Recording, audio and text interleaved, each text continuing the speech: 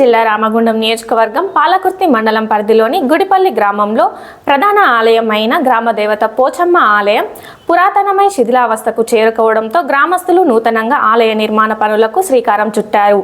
ఈ సందర్భంగా గ్రామ సర్పంచ్ కాసర్ల శ్రీ సుధా మాట్లాడుతూ రామగుండం ఎమ్మెల్యే దంపతులు రాజ్ ఠాకూర్ మక్కాన్ సింగ్, మనాలి ఠాకూర్ల సహాయ సహకారాలతో పాటు గ్రామానికి చెందిన యాదవ్ ముద్దుబిడ్డ ఆవుల మల్లేశం ఆలయానికి సరిపోయే స్థలం ఇవ్వడంతో పాటు ఆలయ ముఖద్వారానికి నిర్మించే తలుపులు దర్వాజాకు 50,000 రూపాయలు విరాళంగా ఇస్తానని హామీ ఇచ్చారని, అందుకు మల్లేష్ కుటుంబానికి ఆమె కృతజ్ఞతలు తెలిపారు.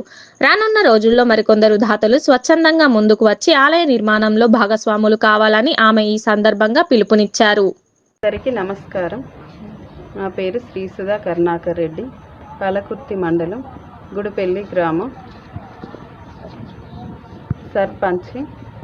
మా ఊరిలో పోచమ్మ ఆలయం శిథిలావస్థలో ఉన్నందున నూతనంగా ఆలయాన్ని నిర్మించడం కోసం ఎమ్మెల్యే రాజ్ ఠాకూర్ గారిని, సేవా సమితి చైర్పర్సన్ మనాలి ఠాకూర్ గారిని దంపతులను కోరగా ఆలయ నిర్మాణానికి సహకరిస్తామని హామీ ఇవ్వడం జరిగింది.